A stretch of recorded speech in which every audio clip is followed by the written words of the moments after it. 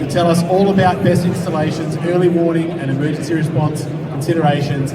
Let's make some noise for David Gomez, folks. Good morning, everyone. My name's Dave Gomez, I work for Gastech, and today we're going to be talking about gas detection in BESS. Before we get started, I just want to mention a couple of things. What we'll be talking about today, this presentation, go around the fringes of things like suppression and PE. Just noting that Gastech is solely specialists in gas detection and flame detection. Additionally, we'll be raising some questions today that you might not get answers to. Hopefully, we're giving you the information and tools to go back to your workplace and raise the questions to go, are we correctly addressing these risks on site? And with that, we'll get into the presentation. Hopefully. Why are we talking about this? Well, it's a rapidly emerging quadrant, especially because of the demand on renewable energy and needing to store this energy in a different time period to when it's being created. But it isn't without its risk, okay? Primarily due to thermal runaway, which can cause 1, off-gassing, and 2, fire. Why we're all here. 2 major highlights we're going to go over today. The gas component prior to fire and the gas component afterwards. But what is BESS? Well, battery energy storage systems, and in reverse, it's a system that stores energy via batteries, right? Big batteries that uses chemicals to store this energy for prolonged periods of time. And we're seeing it in a lot of different applications. Although not all of these are BESS themselves, we're seeing it merge in mining, transport, shipping. But how does it work? Well, essentially, it's a pot of chemicals. It uses electrolytes with a mixture of anodes and cathodes, which are made from a mixture of metals, including copper, nickel, all these keywords we've heard before. But it's storing this energy as electrical, chemical potential for things to go wrong. And those risks that we're primarily concerned about is gassing of cells or thermal runaway. Noting these are only happening in abuse conditions. These abuse conditions can vary. Heat, excessive charge, excessive discharge, or physical damage, like punctures, being hit, being dropped. But what does this escalation chain look like? Well, the first stage is this abuse. Once it's abused, this problem might not cascade into a major failure instantaneously. And we can find it's days, weeks, or even months before initial abuse and as it goes into off-gassing. Once it goes to off-gassing, we've only got a very small period of time to respond. This initial off-gassing both releases gases and heat. This then cycles back to the start of the chain, where this heat abuses new cells and it starts to propagate.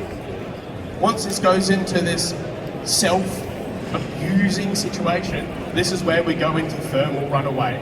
And eventually we get to a point where we've got so much combustible gases and so much heat that it's eventually going to catch fire. Well, breaking this down, we see that we get 2 major categories of gases. One being combustible, the other one's being toxic. And it can be a large range of gases depending on the electrolytes, the materials being used to manufacture that battery. It's not that simple of just listing out 20 or 30 different gases and going, well, let's monitor them all, right? Sadly, it's not that easy to get a monitor that does more than 5, 6, 7 gases without a big cost. Because there's a lot of different technologies that are used to detect these gases. This can include things like catalytic bead, electrochemical, infrared, and these all individually work fundamentally in a different way to detect these gases, specifically honing in on a technology called photoionizing detector, or otherwise known as PID. These are used to detect VOCs, which is called a volatile organic compound.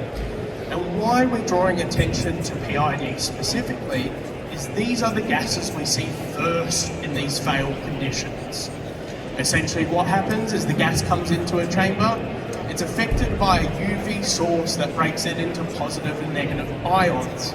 From there, the detector can actually detect this gas to see what's present.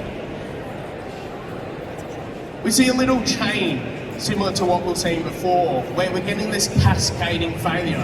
And as we go down this chain, more and more gases get added to what we need to worry about. But in the very early stages, we have a list of VOCs. Complicated names that presumably most of us haven't heard about. I know I've only heard about them all the times. But we see this as this early abuse, this low heat, and very early on before the fire stage. One of our major manufacturers of sensors actually conducted an extended test on a number of batteries from a couple of key electronics manufacturers. And what they saw, before this battery goes into that stage of thermal runaway, that stage of propagation, we saw a very small window of opportunity to see this gas.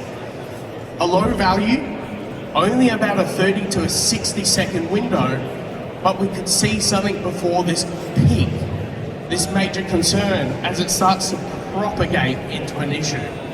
How they did this test is they created the abuse via heat, continuously applying heat until this failure point. They then went, oh, this is interesting, let's do a further test. How can we fail this more? And what they did is they continued to apply this heat past the thermal runaway until this point of ignition. And what we see is two peaks of values. One, initially when it goes to thermal runaway. Two, when it ignites. In the middle, we see this consistent increase of VOCs. And after ignition, we actually see a drop of these values. We can only presume this is primarily due to this introduction of excessive heat that's consuming these VOCs and creating other toxic and combustible gases that further feed the fire. This gives us an opportunity for both notification and suppression, okay? Given only minutes to seconds before ignition, we find that off gas. And this can vary quite a lot depending on the size of the battery, the technologies being used. Even though this study only went into VOCs, these these batteries will off-gas a large range, combustible and toxic gases. And as we said before, can vary quite a lot depending on the technologies. So, we're worried about the technology of the batteries. We're worried about the gases. We're worried about the technology of the sensors to measure the gases. It's not it. We've got a few more things to worry about, sadly. We've also got to worry about how we're implementing these solutions for our early notification and suppression.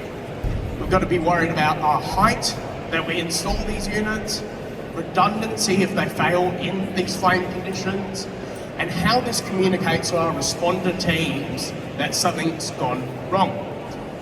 But sadly, we might not always catch this before it goes to ignition, before it goes to a fire.